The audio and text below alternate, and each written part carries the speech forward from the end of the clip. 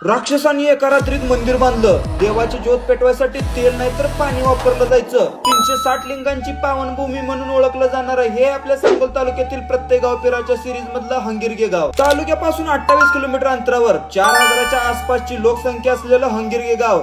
एखाद्या गावाचा इतिहासच त्या गावाची ओळख बनली जाते, तशीच ओळख या गावाची आहे. हंगिरगे गावाचं दैवत श्री ज्योतिर्लिंग असं म्हटलं जातं. हे मंदिर राक्षसांनी एका रात्रीत बांधलेलं आणि त्याच मंदिराच्या पाठीमागं अजून एक मंदिर बांधायला लागलेले.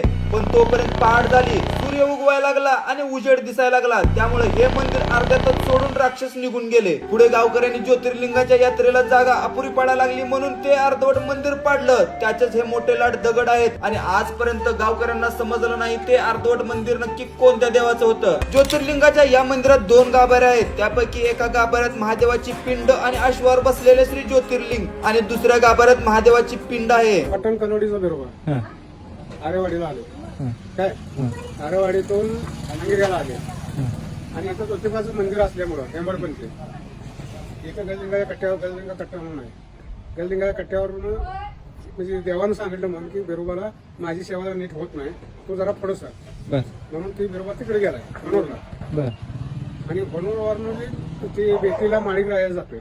गावच्या परिसरात 360 लिंग होते. काळासोबत खूप सारे लिंग लुप्त झाले. काही लोकांनी हटवले तर काही जमिनी आडमुजले. जे थोडे पार उरले त्यापैकी हा आहे गजलिंग, ज्याला गावात खूप मोठं धार्मिक स्थान आहे. 360 लिंग म्हणजे असं आता पहिलं गावात बी काय पिंडी होत्या, इथं पाठीमाग होते, परत तिकडे कोपऱ्यात होते, गावात जागोजाग पसरलेलं होतं. गावाला लाभलेला इतिहास आपण जपला नाही याची खंत या गावातील जाणत्या मंडळींच्या बोलण्यातून स्पष्टपणे दिसून येत होती. ज्योतिर्लिंग मंदिरापासून थोड्या अंतरावर हेवतलिंग गुफा आहे.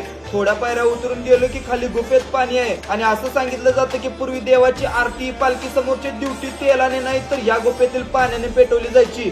म्हणजे या पाण्याने आग पेटवली जायची. गुफेत सगळीकडून दगडी बांधकाम, पूर्णपणे काळाभोर अंधार आणि आतमध्ये आहे शिवलिंग.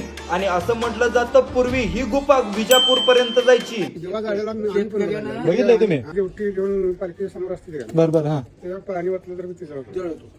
आता ते म्हणतात ना देवाची करणी आणि नारळात पाणी, असं या झाडाचं पण आहे. खाली एक बुंदा पण वरती 2 वेगवेगळी झाडं मोठी झालीत. या छोट्या गावात 4 वेगवेगळ्या चौकामध्ये प्रत्येक समाजाचं वास्तव्य बघायला मिळतं.